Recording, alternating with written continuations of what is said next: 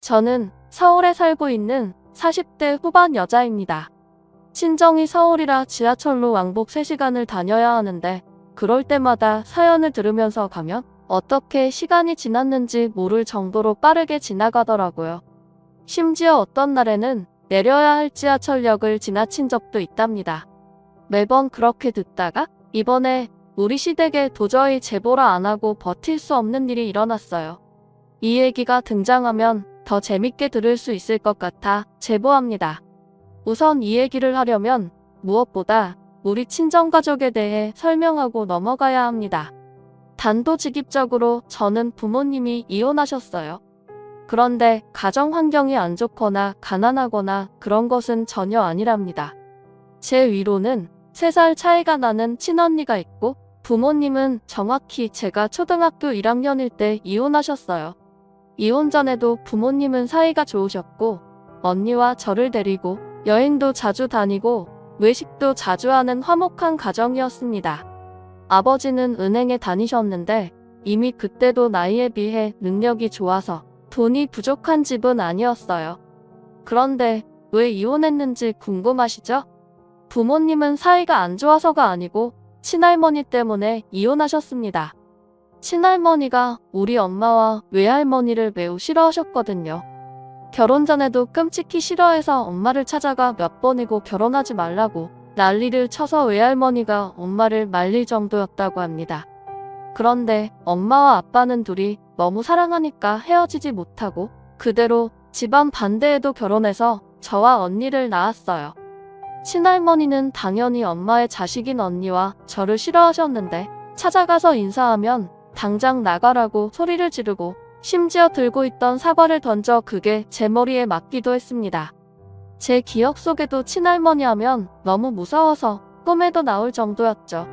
엄마는 자식들에게까지 그러는 친할머니를 보고 아빠에게 먼저 이혼하자고 했고 아빠와 엄마는 사랑하지만 친할머니의 행패 때문에 참을 수가 없어 그대로 이혼했어요. 친할머니가 왜 이렇게 엄마를 미워했는지 궁금하시죠? 바로 그 이유는 정확히 말하자면 엄마보다는 외할머니 때문이었는데 외할머니가 무당이셨어요. 친할머니는 그런 외할머니를 너무나도 싫어했는데 엄마가 아무리 자기는 신내림을 받지 않아도 된다고 말해도 듣지 않으셨습니다. 실제로 엄마는 지금도 신내림을 받지 않았는데 너무 잘 살고 계시고 언니와 저도 멀쩡하게 살고 있어요. 그런데도 친할머니는 그냥 무속인이 싫으셨던 건지 우리 엄마에게 차마 제가 글로 적을 수 없는 내용의 욕을 하셨습니다.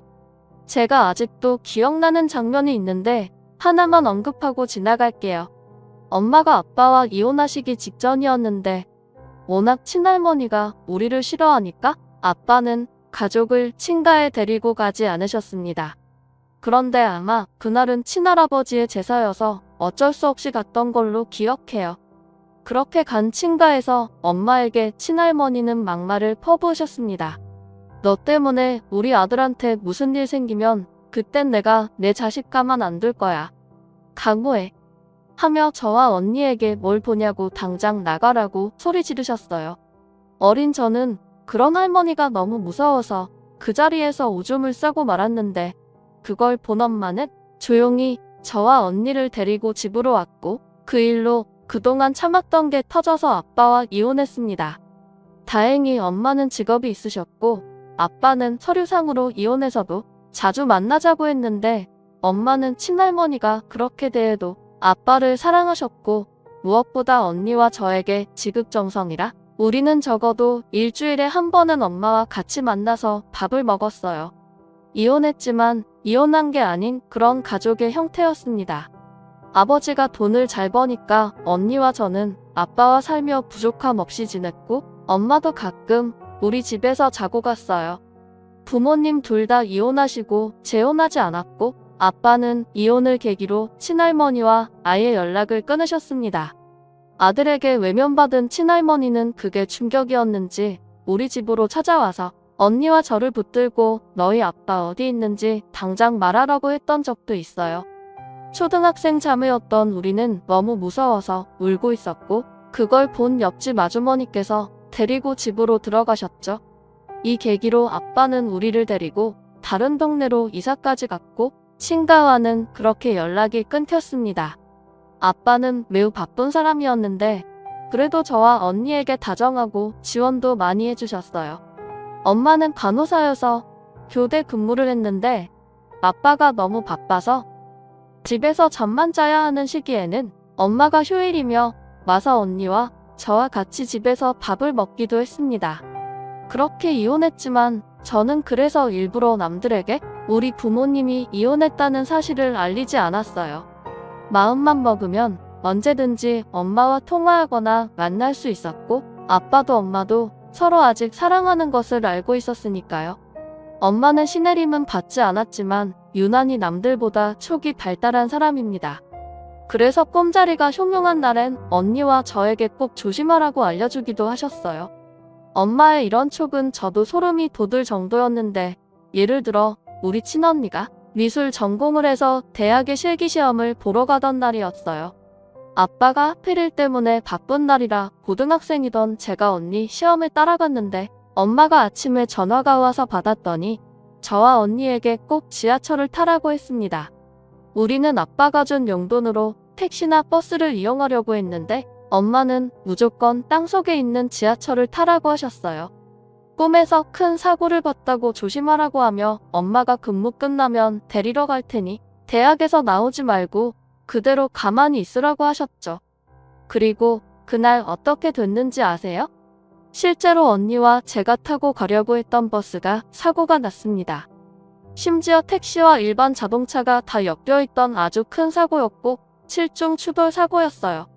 사고도 사고지만 만약 우리가 지하철을 이용하지 않았다면 사고 처리 때문에 차가 심하게 막혀서 제 시간에 도착하지 못할 뻔했었죠.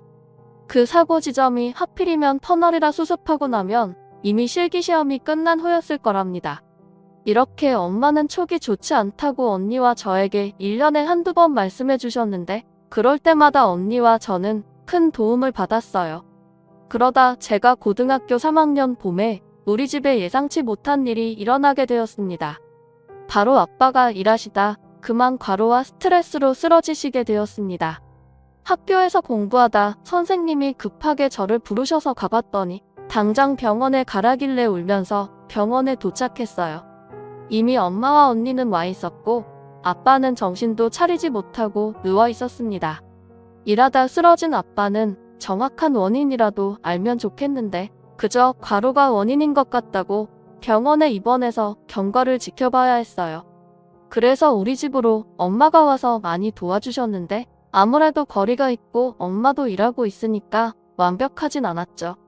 집안일이야 제가 하면 되는데 문제는 경제적 문제였어요. 언니가 대학생이었는데 미술 전공이라 들어가는 돈이 매우 많았습니다. 아빠는 갑자기 쓰러진 거라 병원비로 그동안 모았던 적금을 깨고 버티고 있었죠. 저는 그걸 보고 그냥 대학을 포기하겠다고 생각하고 언니와 엄마에게 말했어요. 언니는 제 말을 듣고 울고 엄마는 저에게 그래도 대학에 가고 싶으면 가라고 했는데 아무리 생각해도 제가 가지 않는 게 가장 우리 집에 훨씬 좋아 보였습니다.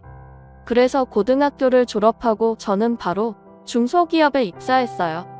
거기서 회계 관련 일을 하게 되었는데 다행히 언니들이 저를 잘 챙겨주어 생각보다 잘 적응할 수 있었습니다. 사회생활을 생각보다 빨리 시작했지만 그래도 배운 게 참 많았어요.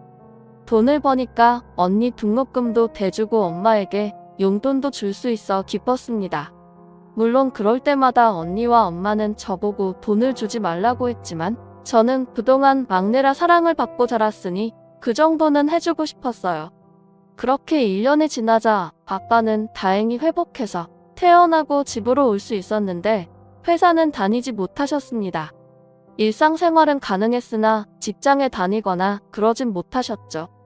친가와 아예 인연을 끊었지만 왜 재혼하지 않았는지 궁금하지 않으세요? 사실 저는 제가 그 당시에 너무 궁금했습니다. 엄마와 아빠는 사이도 좋은데 왜 다시 재혼하지 않는 걸까 궁금해서 물어봤는데 엄마는 나중에 제가 성인이 되고 한 23살쯤에 말씀해 주셨어요. 외할머니가 엄마가 재혼하면 우리에게 해가 될 수 있는 사주라서 그냥 그렇게 서류상이라도 떨어져 사는 게 좋다고 했다고 합니다. 남들한테는 그런 게 어디 있냐 싶을 수도 있는데 일단 우리 가족은 당장 외할머니가 무당이고 엄마도 촉이 남다르니까 그런 미신이라도 함부로 넘길 수가 없더라고요. 그래서 우리는 그렇게 성인이 되어서도 엄마와 여전히 연락하고 부모님 사이도 좋았습니다. 그러다 저는 처음 입사하고 근무했던 중소기업을 퇴사하고 중견기업으로 이직을 하게 되었어요. 첫 회사는 집과 가까운 경기도에 있는 회사였는데 운 좋게 서울에 있는 중견기업에 합격하게 되어 이직하고 거기서 지금의 남편을 만나게 되었답니다. 남편은 대학을 못 나온 저와 달리 서울에 있는 4년제 대학도 나왔고 굉장히 똑똑한 사람이었어요. 서로 좋은 마음을 가지고 연애를 시작했는데 몇 년 사귀니까 금방 결혼 정년기가 되었습니다. 저는 결혼하고 싶은 마음은 있었는데 선뜻 먼저 말을 꺼내지 않았고 남자친구가 얘기를 꺼내도 그냥 웃고 넘겼어요. 당연히 싫어서가 아니고 저는 우리 가족에 관한 얘기를 어디까지 해야 할지 몰랐습니다. 사실 그때 친언니가 4년 만난 남자친구와 결혼하려고 했었는데 남자친구 쪽 부모님이 반대해서 헤어졌었거든요. 이유는 바로 우리 가족이 이혼 가정이라는 이유였어요. 저도 몇 번 봤던 언니 남자친구였는데 그렇게 집안 반대로 시작도 못하고 헤어진 것을 보니까 겁이 많이 났습니다. 언니는 파혼의 충격으로 다니던 직장도 그만두고 한동안 너무 힘들어했고 그 모습을 본 부모님도 마음 아파하셨거든요. 그래서 저도 모르게 결혼 얘기가 나오면 방어적으로 대했고 그걸 나중에는 남자친구가 오해해서 자기와 결혼하기 싫냐고 물어보기까지 했습니다. 결국 저는 우리 가족의 얘기를 사실대로 터놓게 되었어요. 그래서 그때 부모님은 이혼하셨고 그 뒤로 쭉 이렇게 지내게 되었어. 만약 당신이 이런 우리 가정이 이해되지 않는다면 부모님에게 말씀드리기 전에 정리하자. 아니, 지선아, 그게 무슨 소리야? 나는 내가 이런 사연이 있는 줄 몰랐어. 그리고 나는 내가 어떤 가정 환경에서 자랐든 중요하지 않아. 일단 부모님께 내가 잘 말씀드릴 건데 너무 걱정하지는 마. 우리 부모님 그런 분들 아니셔. 사실 남자친구를 보면 어떤 환경에서 자라면 저렇게 사람이 긍정적이고 다정할 수 있을까 생각했던 적이 한두 번이 아닌 저는 살짝 기대하기 시작했습니다. 물론 반대하시며 어쩔 수 없다는 마음도 당연히 가지고 있었죠. 며칠 지나고 남자친구는 저에게 부모님이 사람이 중요한 거라며 일단 얼굴이나 보자고 하셨다고 전했어요. 그래서 바로 부모님을 뵈러 갔는데 가기 전날에 얼마나 떨렸는지 모르겠습니다. 백화점에 가서 몸에 좋다는 홍삼도 구매하고 꽃까지 챙겨서 부모님을 뵈러 갔는데 예상보다 굉장히 따뜻하게 저를 맞이해 주셨어요. 남자친구는 형제 중 장남이었는데 그래서 이런 자리가 처음이라 떨려서 밤에 잠도 자지 못했다고 하셔서 저도 그랬다고 대답하니까 금세 분위기가 풀어졌습니다. 그리고 음식을 먹었는데 진짜 시어머니 음식 솜씨가 장난 아니라 저는 첫 만남인데도 너무 맛있어서 밥 한 그릇을 다 비웠어요. 그걸 보시고 시부모님이 잘 먹어서 좋다고 웃으셨고 그렇게 훈훈한 분위기 속에 얘기할 수 있었습니다. 시부모님이 질문하시면 저도 신중하게 대답하고 제 의견을 똑바로 말하니까 이렇게 똑똑한 아가씨가 본인 아들과 결혼한다니 즐겁다고 말씀해 주시기도 하셨어요. 인사를 마치고 남자친구를 통해 들은 얘기로는 시부모님이 저를 마음에 들어한다는 말이었습니다. 저도 당연히 시부모님이 좋았고 남자친구도 우리 집에 인사하러 왔는데 엄마도 그때 오셨어요. 언니와 달리 그래도 상대 부모님이 이혼 가정이라고 편견을 가지지 않고 대해주셨다고 하니까 부모님은 기뻐하며 남자친구를 맞이했습니다. 자기네 부모님 실제로 보니까 생각보다 더 사이가 좋으시더라. 내가 말했잖아. 서류상으로는 이혼이어도 우리 가족 분위기 자체는 화목했어. 응, 진짜 그런 것 같더라. 그렇게 저와 남자친구는 매우 순조롭게 결혼 준비를 할 수 있었는데 양가 부모님의 얘기 끝에 불필요한 예단이나 절차는 생략하기로 했어요. 상견례도 하고 결혼식까지 성공적으로 마치고 본격적으로 결혼 생활이 시작되었는데 처음에는 되게 순조로웠습니다. 시부모님이 다행히 재력이 있어서 우리 회사 앞에 있는 아파트도 구해주셨고 우리 집에서도 넉넉하게 혼수를 넣어주셨어요. 저희도 부모님들의 도움에 부응하려 최대한 자주 찾아뵈었고 연락도 많이 했습니다. 남편은 형제고 저는 자매여서 시댁에는 제가 딸 역할을 하고 친정에는 남편이 아들 역할을 했죠. 덕분에 시댁에서도 친정에서도 우리의 결혼이 성공적이라고 자식 한 명이 더 생겼다고 하시며 분위기가 좋았습니다. 언니도 제가 결혼하고 파혼한 전남친이 아니고 다른 좋은 사람을 만나 결혼하게 되었어요.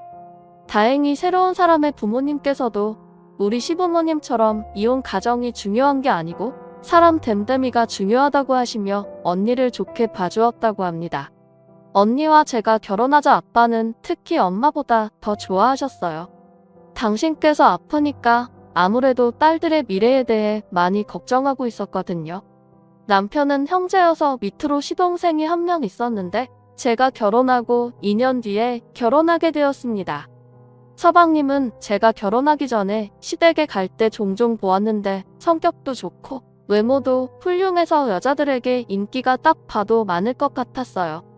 서방님은 대형 종합학원에서 수학 강사로 일하고 있었는데 저와 남편처럼 직장에서 동서를 만났다고 합니다. 시부모님께 본격적으로 동서를 인사시키기 전에 우리 부부를 먼저 따로 만났는데 동서의 첫인상은 저도 되게 좋았어요. 제가 상대적으로 조용하고 차분한 편이라면 동서는 저와 성격이 아예 달랐습니다. 첫 만남에 약한 저라 전날부터 남편에게 떨린다고 했었는데 만나고 나서는 동서가 분위기를 이끌어가서 낯가림이 크게 없이 친해지게 되었어요. 서방님도 남편에 비해서는 참 활발한 편인데 부부가 서로 잘 만났다고 생각했습니다.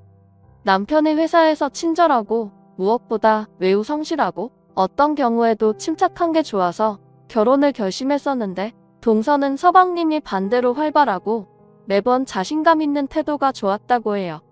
시부모님의 반응을 남편에게 들었는데 역시나 시부모님도 마음에 들어 하셨다고 해서 얼마나 다행이었는지 모릅니다. 그렇게 서방님까지 결혼하고 처음에는 시댁에 갈 때마다 얼마나 즐거웠는지 몰라요. 시부모님도 우리에게 잘 대해주고 동서와 서방님도 다 또래니까 얘기가 잘 통했거든요. 동서는 영어 학원 선생님으로 일하고 있었는데 어렸을 때부터 영어를 잘하는 사람이 부러웠던 저는 동서에게 칭찬도 자주 했습니다. 그리고 얼마 지나지 않아 저는 첫째를 임신하게 되었는데 동서도 곧바로 임신해서 시댁에서는 격경사라고 시어머니가 얼마나 좋아하셨는지 몰라요. 친정에서도 제 임신 소식을 듣고 엄마는 외할머니에게 우리 아이가 건강히 잘 태어날 것 같냐고 너무 많이 물어서 나중에는 외할머니가 그만 물어보라고 할 정도였습니다. 동서와 임신 기간이 겹쳐서 자연스럽게 둘이 얘기도 많이 하고 서로의 집도 놀러가면서 더욱 친해졌어요. 어차피 가족이니까 서로의 집에 가면 마음이 편했고 다 아는 사람이니 즐겁게 얘기할 수 있었습니다. 다만 동서는 입덧이 전혀 없었는데 제가 입덧이 너무 심해서 그게 고통이었어요. 심한 입덧 때문에 저는 버스를 탈 수 없었고 업무라 하다가도 자주 화장실에 가서 그게 참 민망하더라고요.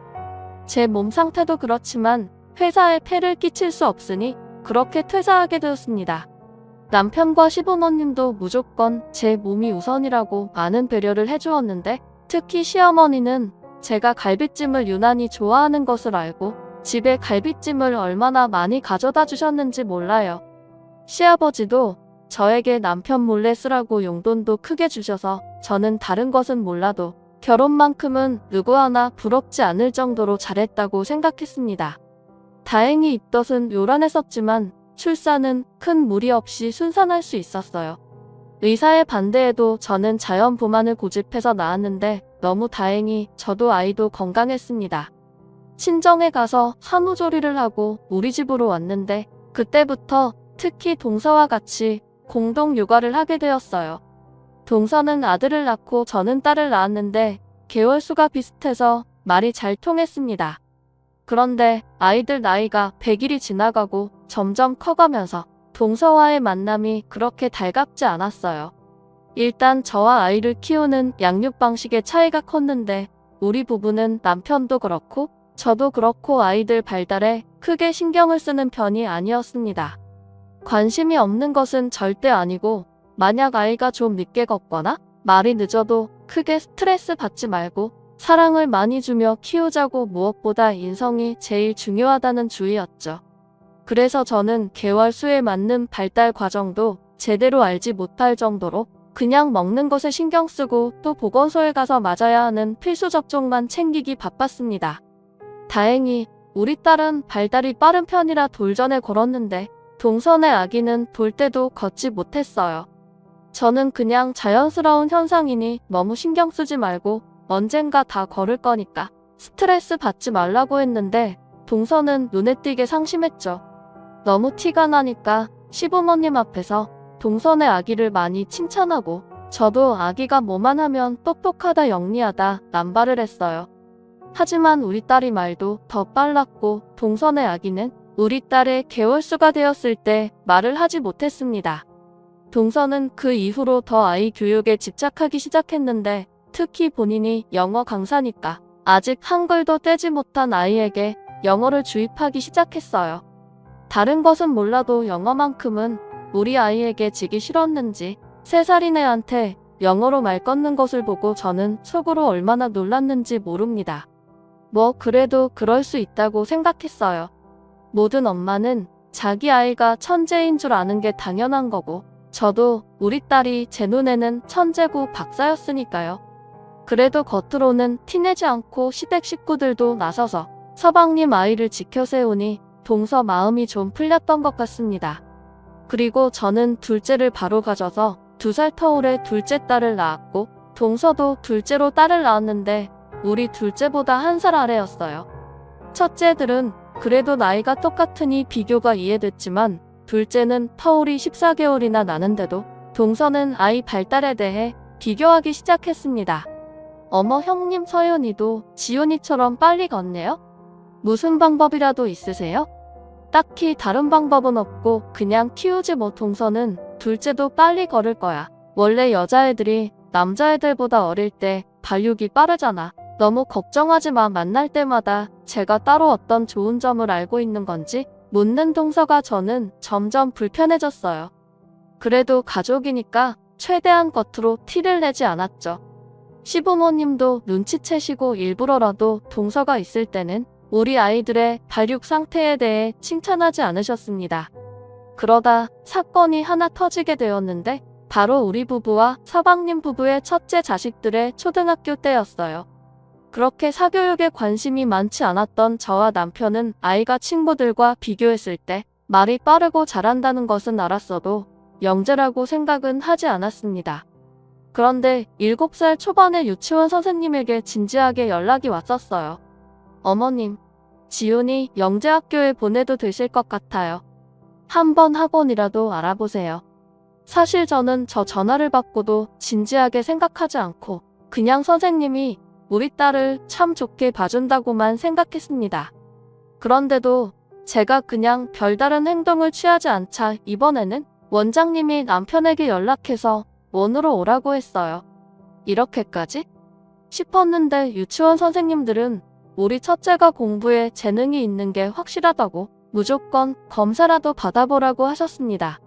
이때 남편과 저는 고민에 빠지게 되었는데 검사를 받았는데 만약 영재가 아니라면 그때는 상관없지만 영재라면 그때는 어떡하지? 생각이 들었어요.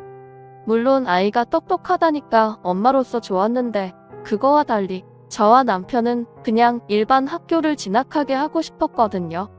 여러분들은 어떻게 생각하세요? 우리 부부는 다행히 이런 부분에서 같은 마음이었는데 만약 영재여도 대한민국에 얼마나 많은 영재가 있는데 거기 갔다가 괜히 상처를 받을 수도 있고 어릴 때만 영재일 수도 있잖아요. 그래서 아이의 나중을 위해서라도 보내지 않는 것이 나을 수도 있다고 생각했습니다. 원장님은 그 얘기를 듣더니 충분히 이해한다고 그래도 학습발달 검사는 받아보자고 하셔서 결국 받게 되었는데 이걸 다행이라고 불러야 할까요? 우리 첫째 아이는 전국에서 내놓으라는 영재는 아니었어요. 물론 또래보다 영리한 것은 맞았지만요. 그래서 남편과 저는 그냥 아이를 일반 학교에 보내게 되었습니다. 서방님 부부와 우리 부부는 꽤 가까운 거리에 살았는데 그래서 첫째들은 같은 초등학교로 가게 되었죠. 유치원은 동서가 영어 유치원에 보내서 달랐는데 같은 초등학교를 보내다니 저는 최대한 동서와 잘 지내고 싶었습니다. 그래서 먼저 연락해서 아는 정보도 공유하고 학원도 어디 다닐지 동서에게 많이 물어봤어요. 제가 동서에게 그렇게 문의하니까 동서도 저와 얘기가 통한다고 생각했는지 서로 연락을 많이 하게 되었습니다. 그러다 아이들 학교에서 영어 말하기 대회가 있었는데 우리 첫째가 거길 나가고 싶다는 거예요. 아이가 하고 싶다니까 저와 남편은 최대한 지원을 많이 해줬고 동서 말을 들어보니 동서 아들도 같은 대회에 나간다고 말을 들었습니다. 그리고 당일이 되었는데 저와 동서는 같이 아이들을 응원하러 갔어요. 남편들은 바쁘니 엄마들이 갔는데 거기서 사건이 일어나게 되었어요. 눈치채신 분들도 있으실 텐데 그 말하기 대회에서 우리 딸이 대상을 탔습니다. 동서 아들도 상을 탔는데 그냥 본상이라고 첨가상 비슷한 것을 받았어요. 그때 저는 우리 딸이 대상을 탈 거라는 생각도 하지 못해서 당황한 마음도 있었고 당연히 기쁜 마음과 옆에서 표정을 굳히고 대놓고 기분이 좋지 않은 동서의 눈치를 보느라 얼마나 힘들었는지 모릅니다. 최대한 분위기를 풀어보려고 혼자 말을 하며 아이들을 챙기려야 동서에게 말 거느라 고생했어요. 우리 아이들 진짜 고생 많았다. 그동안 열심히 준비했잖아. 준혁이도 고생했어. 축하해. 동서도 수고했어. 집에 가서 맛있는 거 먹어. 동서는 제 말이 끝나자마자 바로 아이를 데리고 집으로 갔는데 저는 그제야 우리 첫째 아이를 온전히 축하할 수 있었어요. 아이가 좋아하는 초코 케이크도 사고 평소에 그렇게 먹고 싶어 하던 젤리도 한 상자 사서 집으로 갔습니다. 진짜 전혀 기대하지 않았는데 받은 상이었고 또 여러분 중 부모이신 분들은 제 마음을 이해하실 텐데 제가 탄 상보다 우리 아이들이 탄 상이 더 값이거든요. 남편에게 연락해서 이 소식을 알렸고 빨리 집으로 오라고 하고 집에 가서 남편과 둘째와 같이 축하 파티를 가족끼리 하고 있었는데 갑자기 남편이 전화를 받으러 베란다로 나갔습니다. 10분이 지나도 들어오지 않아서 제가 아이들 보고 아이스크림을 먹고 있으라고 하고 베란다로 갔더니 상당히 곤란한 표정으로 전화를 받다가 끊더라고요. 여보, 왜? 회사에서 연락 온 거야? 급한 일이면 가봐. 아니, 여보. 당연히 당신은 그러지 않을 거라는 거 당연히 알아. 그런데 혹시 오늘 재수 씨한테 뭐라고 했어? 아휴, 당황스럽네. 응? 아니, 왜? 아, 서방님 전화야? 나 그냥 준혁이도 본상 탔으니까 그거 축하한다고 했지. 애들이 이 대회 준비한다고 고생했잖아.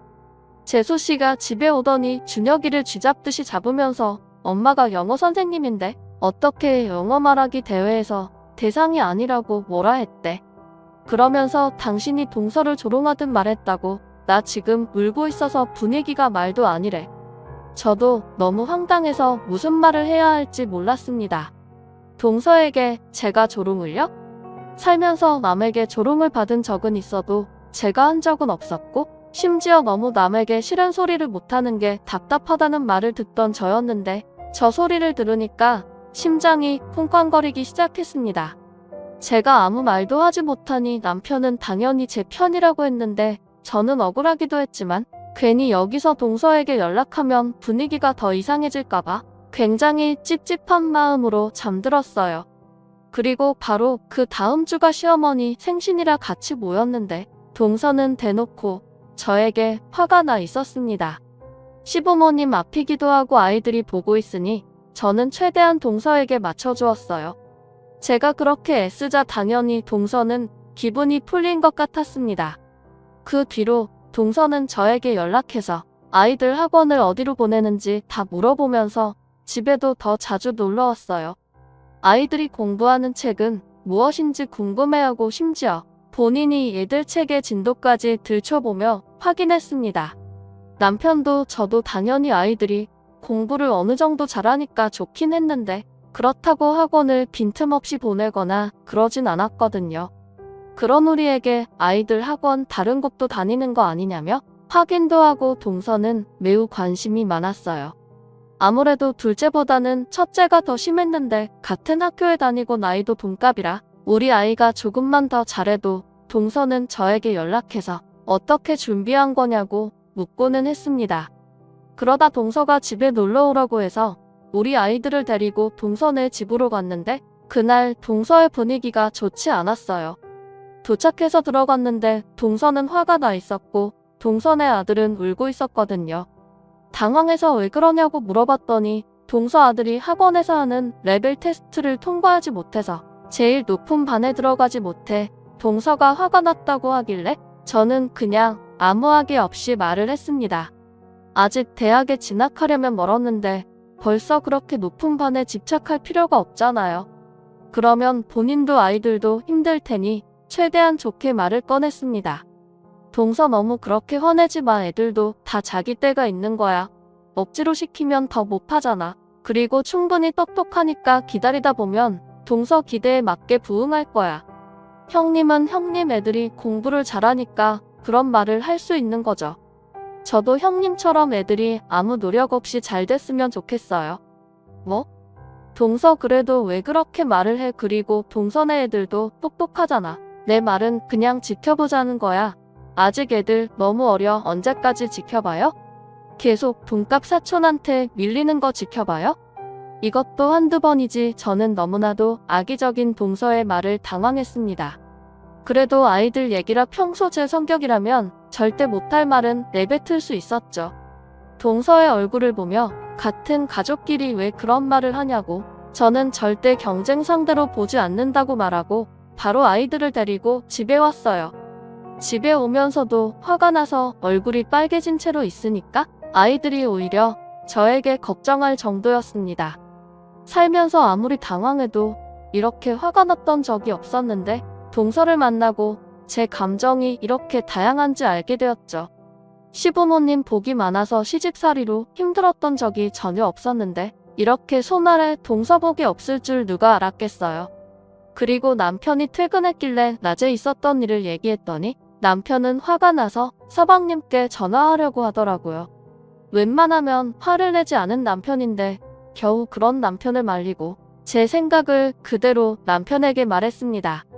물론 우리 딸이 계속 그 집 아들보다 공부를 잘하니까 화가 났겠지. 그래도 나는 가족이니까 아이가 다니는 학원, 공부하는 책 등 모든 것을 공유했고 앞으로도 그럴 거야. 나는 서방님 부부와 경쟁자가 되는 게 싫어. 마침 이때도 곧 명절이라 시댁에서 같이 모이게 되었는데 동서도 저도 좋은 감정이 있지 않으니까 그게 겉으로 티가 났어요. 오죽하면 시어머니가 나서서 저와 동서를 따로 불러서 무슨 일이 있냐고 물었습니다. 그 자리에서 저는 더 감정이 상하기 싫어서 미안하다고 했고 동서도 사과하고 마무리했어요. 이 일을 겪으며 시부모님 뵙는 것도 민망하고 가족끼리 일가 상하면 참 힘들다는 것을 알게 되었죠. 그리고 평생 안 볼 사람도 아니고 제가 나이도 더 많으니까 먼저 또 다가가서 분위기를 풀었습니다. 서방님은 우리 딸들이 공부를 잘해도 그냥 대단하다고 하고 저렇게 질투를 심하게 하지 않았는데 오로지 동서만 우리 딸들이 두각을 나타내면 안이 꼬여 있어요. 저는 그럴 때마다 동서네 아이들을 축하하며 최대한 분위기가 이상해지지 않게 노력했습니다. 그러던 어느 날 사건이 제대로 터지게 되었어요.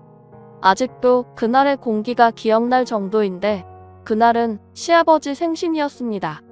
동서는 이전과 노선을 바꿨는지 이제 대놓고 질투가 아니라 일부러 제 앞에서 자기 아이들이 멍청하다고 한탄을 하기 시작했었죠. 우리 애들 저러다 대학도 못 가는 건 아니겠죠? 진짜 답답해서 학원만 5개씩 보내는데 성적이 왜 저럴까요? 아니야, 지금 충분히 동선의 애들 잘하고 있잖아. 그리고 대학 못 가면 어때? 어머, 형님 무슨 소리를 하시는 거예요? 대학을 못 가다니요? 그런 끔찍한 소리 하지 마세요. 어후, 저는 그건 상상도 하기 싫어요. 끔찍하다니. 아니야 동서, 나도 대학 못 갔는데 지금 이렇게 잘 살고 있잖아. 대학이 다가 아닌걸. 각자 잘하는 게 있는 거지. 요즘은 특히 더 그렇잖아. 형님 대학 안 나오셨어요? 응, 몰랐어? 집안 형편이 그때 안 좋아서 대학을 나올 수가 없었어. 물론 나도 생각이 없었고 동서는 제가 그렇게 말하자 전혀 몰랐던 사실이라고 표정이 장난 아니었어요. 대학 못 나온 게 그렇게 놀랄 일인가? 싶어서 저는 민망하게 웃었습니다. 그런데 동서는 마치 못 들을 말을 들은 것처럼 표정이 굳어졌어요. 저도 사람이니까 그 모습을 보고 당황했지만 그래도 제가 대학을 나오지 못했던 것에 대해 자격지심이 있거나 그러진 않으니 당당했어요. 그런데 동서는 이 대화를 계기로 완전히 사람이 바뀌었습니다. 아마 우리 애들이 더 공부를 잘하는데 제가 대학을 나오지 않았다는 게 엄청난 충격이었나 봐요. 그런데 제가 황당했던 이유는 동서는 예전처럼 서방님에게 울면서 말하거나 시부모님이 눈치챌 정도로 기분 나쁜 티를 대놓고 내지 않았습니다. 오히려 다 같이 있을 때는 민망할 정도로 갑자기 우리 애들을 칭찬하고 저를 추켜 세웠어요. 그런데 저와 단둘이 남겨지면 그때마다 저를 무시하기 시작했습니다. 처음에는 뭐지 싶을 정도로 약하고 빠르게 지나가서 저도 눈치채지 못했는데 점점 날이 지날수록 수위가 심해졌어요. 아, 근데 형님은 대학을 못 나왔으니까 모르시겠네요? 형님 애들도 형님이 고졸인 걸 알아요? 처음에 결혼할 때 시부모님께 고졸인 거 말했어요.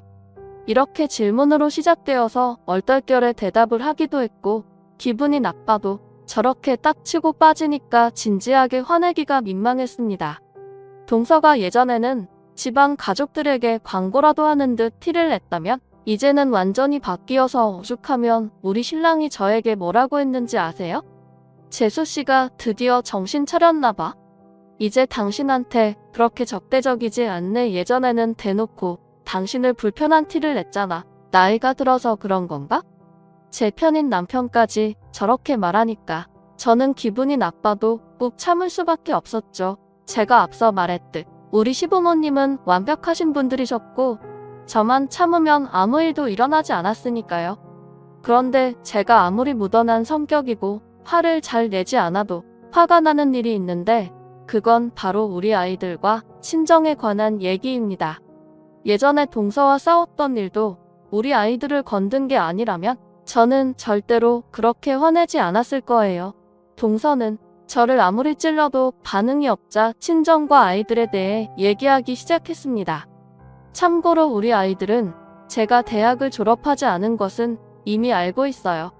시부모님 또한 당연히 알고 계시고 애초에 저는 한 번도 고졸인 것이 부끄럽지 않았습니다.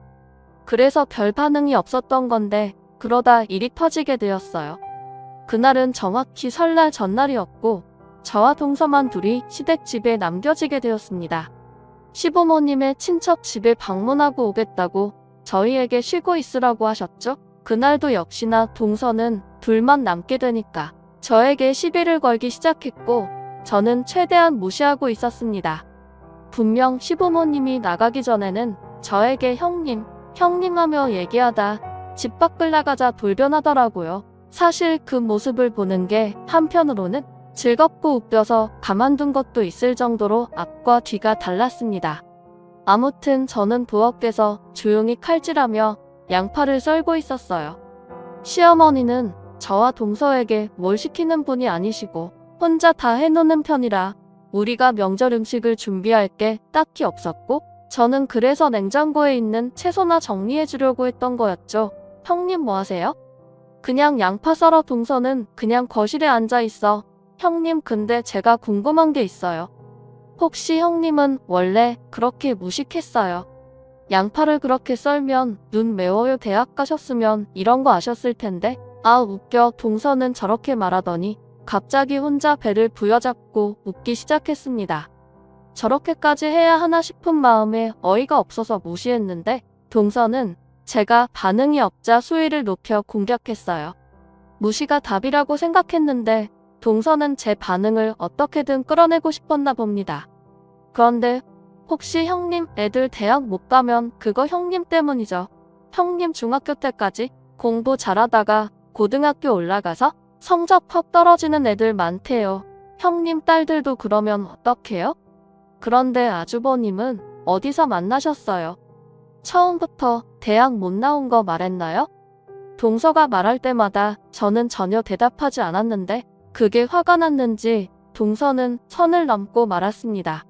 일부러 무시하는 제가 아닐 거였는지 급기야 부모님을 건들기 시작했어요.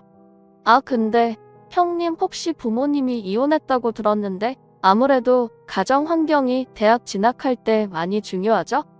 여러분, 저는 참을 만큼 참았다고 생각해요. 애들을 건드는 것도 당연히 참을 수 없지만 더 참을 수 없는 것은 바로 우리 부모님을 건드는 거랍니다. 결혼할 때 친언니가 이혼 가정이라는 이유로 파혼까지 했던 터라 더욱 이혼 얘기가 민감한 저였는데 저 말하니 참을 수가 없었어요. 칼질하다 뚝 멈추니 동서는 자기가 이겼다는 듯 웃음을 짓기 시작했습니다. 제가 그동안 상대가 가치가 없어서 무시했더니 그게 본인이 이긴 줄 알았던 것 같아요. 제가 부초도 아니고 더 참을 수 없어서 저는 동서에게 이리 오라고 손짓을 하고 귓가에 조용히 속삭였더니 동서가 얼굴이 하얗게 질렸습니다. 동서, 우리 부모님 이혼한 이유 뭔지 알아? 우리 엄마가 앞으로 일어날 안 좋은 일을 누구보다 잘 보는 무당이거든. 외할머니도 무당이고 우리 집이 대대로 신기가 있어서 그걸 알고 친가에서 무섭다고 난리쳐서 이혼했어. 그런데 동서네 엄마 이번 주에 몸 조심하라고 전해드려. 큰일 날 것 같네. 사실 마지막에 한 말은 그냥 지어낸 거였어요. 너무 화가 나서 내뱉은 말이었는데 동서나 얼굴에 하얗게 질려서 눈을 동그랗게 뜨고 입을 다물지 못했습니다. 저는 멍하게 서 있는 동서를 두고 썬 양파를 용기에 담아 냉장고에 넣고 여유롭게 텔레비전을 보기 시작했어요. 그날은 덕분에 더 막말을 듣지 않았는데 집으로 와서 이렇게 쉽게 물리칠 거면 그냥 미리 시도할 걸 후회까지 할 정도였습니다. 그리고 저는 사실 제가 저렇게 말했던 것도 잊고 있었어요. 그런데 우연히 겹친 건지 동서 친정엄마가 실제로 교통사고가 나게 되었습니다. 물론 제가 말한 것처럼 심하게 다친 것은 절대 아니었고 운전하다 보면 흔히 당하는 접촉사고였어요. 저도 경험해본 그런 가벼운 사고였는데 동서는 그 일이 일어나자 제 발이 저린 건지 저에게 연락해서 화내기 시작했습니다. 형님 지금 저주하신 거죠? 어떻게 그럴 수가 있어요? 아니, 저주라니. 동서 말을 무슨 그렇게 해? 동서 막내딸이나 걱정해. 동서 뒤로 병원이 보인다. 물론 이번에도 그냥 던진 말이었습니다. 저는 동서가 아무리 우리 아이들을 건드려도 절대 그쪽 집 아이들을 욕하거나 뭐라 한 적이 없었는데 저도 당하고 있을 수만은 없잖아요. 그래서 그냥 던진 말이었는데 이번에도 공교롭게 동서의 딸이 심한 감기에 걸려서 입원까지 했더라고요. 사실 아이들은 면역력이 약해서 감기에 자주 걸리는데 그냥 제가 봤을 때는 우연히 겹친 건데 동서는 제가 저주를 내렸다고 화를 내다 급기야 딸까지 아프니까 저에게 전화해서 울기 시작했습니다. 이중인격도 아니고 어떻게 저렇게 인간이 바뀔 수 있는지 궁금할 정도였죠. 형님 용서해주세요. 제가 잘못했어요. 우리 가족 그만 괴롭히세요. 마치 제가 가해자로 착각이 드는 말로 용서해달라고 하니 당연히 저는 화가 났습니다. 본인 가족은 소중하고 우리 가족을 건드는 건 아무렇지 않았나 봐요. 괘씸해서 아무 말도 하지 않고 끊었는데 그 뒤로 연락을 받지 않았습니다. 그런데 하늘도 그런 동서를 용서하고 싶지 않았던 건지 급기야 동서 친정언니가 길 가다 크게 넘어져서 입원했다는 소식을 들었어요. 사실 동서네 집에 일어날 일들은 충분히 일어날 수 있는 일들인데 동서는 제가 저주를 내려 그렇다고 생각했는지 급기야 서방님에게 이혼하자고 했다고 하더라고요. 자기는 저와 같이 가족을 할 수 없다고 서방님에게 이혼을 요구했다는 소리를 남편에게 전해 들었는데 저는 그 소리를 듣고 시부모님을 찾아가 그동안 있었던 일을 다 말하기 시작했습니다. 제가 얘기를 끝내자 시부모님은 당연히 당황하셨고 남편은 왜 이제 얘기하냐고 분노하기 시작했죠. 서방님에게 남편이 화가 나서 전화했더니 서방님도 당황하더라고요. 그리고 나중에 결국 진짜로 이혼하게 되었는데 이유는 바로 동서의 잘못이었습니다. 저도 전에 듣고 깜짝 놀랐는데 동서는 그동안 아이들에게 공부에 대한 압박을 많이 주었더라고요. 매일 공부하라고 하고 원하는 성적이 나오지 않으면 아이들에게 밥도 주지 않았고 그것 때문에 서방님과 다툼이 잦았다고 합니다.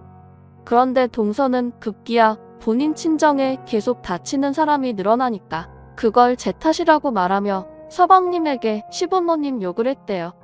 제가 무당집인 것을 알면서도 결혼시켰냐고 보는 눈이 없다고 욕해서 안 그래도 서방님은 이런 여자와 평생을 살아야 하나 생각했다고 합니다. 그렇게 서방님 부부는 이혼했고 아이들은 서방님이 키우기로 했다고 해요. 저에게 수고 많았다며 시부모님과 남편은 오히려 위로해 주었고 지금은 너무나도 잘 지내고 있습니다. 제가 이 얘기를 했더니 엄마는 깔깔 웃으며 잘 됐다고 했어요. 동서와 신경전을 더 벌이지 않아도 된다니 저는 그것만으로도 얼마나 다행인지 모릅니다.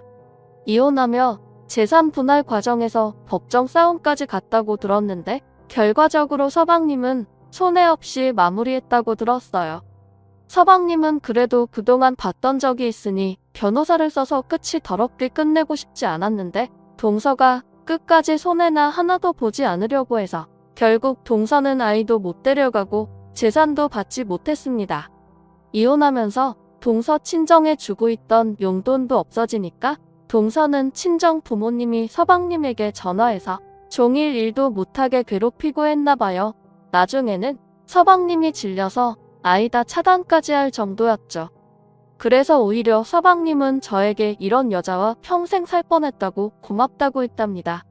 무당 집안이라는 게 때로는 우리를 힘들게 할 때도 있었지만 이렇게 좋은 일도 가져다 주는 것을 보고 무슨 일이든 생각하기 나름이라고 생각하게 되었어요. 제 사연은 여기까지입니다. 남편과 이 얘기가 나오면 웃겨서 웃음을 참을 수가 없는데 여러분은 어떻게 들으셨는지 모르겠어요. 남편은 저에게 외할머니가 저 몰래 부적이라도 쓰신 거 아니냐고 하던데 여러분은 어떻게 생각하세요? 아니면 혹시 자식이라면 끔찍하게 생각하는 우리 엄마의 도움일까요? 뭐가 됐든 사연을 들으시며 한 번이라도 웃으셨으면 그걸로 됐습니다. 우리 가족은 다행히 아무 탈 없이 잘 지내고 있고요. 앞으로도 큰 탈 없이 살도록 정직하게 살 거예요. 자기가 한 일은 다 자기에게 돌아온다고 하잖아요. 저는 그 말을 믿습니다. 그래서 아이들에게도 말을 예쁘게 하라고 하고 있어요. 저렇게 크고 작은 일이 다 본인에게 돌아오거든요. 우연히 겹친 게 과연 우연일까요?